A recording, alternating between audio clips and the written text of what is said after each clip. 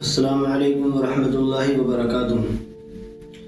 کیا صرف قرآن کریم کو اپنے لیے کافی سمجھ کر حدیث شریف کا انکار کر دینا یہ نظریہ اور عقیدہ صحیح ہوگا؟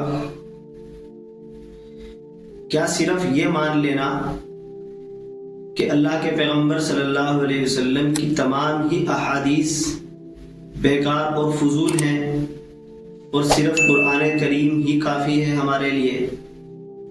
آپ لوگوں کو شاید یہ حیرانی ہو رہی ہوگی کہ کیا مسلمانوں میں بھی اس طرح کے لوگ ملیں گے کہ جو صرف قرآن کریم کو اپنے لیے کافی سمجھ کر حدیث شریف کا انکار کر دیں گے؟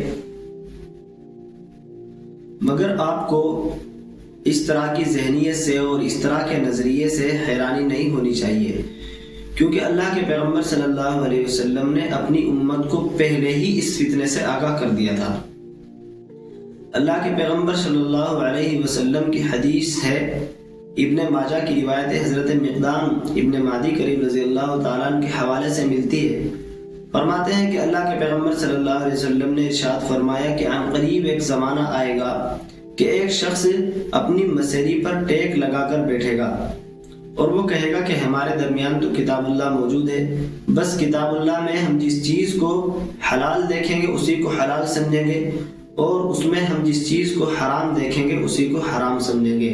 اللہ کے پیغمبر آگے فرماتے ہیں، خبردار، اللہ کے پیغمبر بھی چیزوں کو اسی طریقے سے حرام قرار دیتے ہیں جس طریقے سے قرآن کریم حرام قرار دیتا ہے۔ اللہ کے پیغمبر کی یہ حدیث حرف بحرف دوسری صدی ہجری میں ہی صادق آئی، گرچہ اس فرقے کی بنیاد کی پہلی اینٹ تو خوارج نے ہی رکھ دی تھی۔ مسلمانوں کی ایک جماعت مسلمانوں سے خارج ہوئی اور حضرت علی رضی اللہ تعالیٰ عنہ کے مقابل آ کر انہوں نے حضرت علی رضی اللہ تعالیٰ عنہ کی سخت مخالفت کی۔ ان کے عقیدے اور نظریے کی بنیاد ہی اس چیز پر تھی کہ ہم تو صرف قرآن کریم کی بتائی ہوئی چیزوں کو اختیار کریں گے، اس کے علاوہ ہم تمام ہی چیزوں کو چھوڑ دیں گے۔ مگر پھر دوسری صدی ہجری میں اس فرقے نے زور پکڑا اور اس فرقے کے افراد دنیا میں پھیلے، اور پھر 12ویں صدی ہجری میں عبداللہ چکڑالوی کی شکل میں یہ فرقہ پوری طریقے سے دنیا میں ظاہر ہوا، اور ان لوگوں نے پھر اس فرقے کو پوری طریقے سے منظم اور مرتب کیا۔ آپ لوگوں کا اگر اس طرح کی ذہنیت سے سابقہ پڑتا ہے تو اس طرح کی ذہنیت کو اور اس طرح کے لوگوں کو چپ کرنے کے لیے اور خاموش کرنے کے لیے آپ لوگوں کی ایک ذمہ داری بنتی ہے کہ آپ ان لوگوں سے یہ پوچھیں کہ کیا آپ قرآن کریم کو مانتے ہیں؟ ظاہر بات ہے وہ کہیں گے کہ ہاں ہم قرآن کریم کو مانتے ہیں۔ تب آپ ان سے کہیں کہ قرآن کریم کی سورت نمبر 59 اور آیت نمبر 7 میں اللہ تبارک و تعالیٰ ارشاد فرماتے ہیں، ما آتاکم الرسول فخذوا وما نہاکم عنہ فانتہوا، کہ اللہ کے پیغمبر تمہیں جس چیز کے کرنے کا حکم دیتے ہیں اس کو کرو، اور جس چیز کے چھوڑ دینے کا حکم دیتے ہیں اس کو فوراً سے چھوڑ دو۔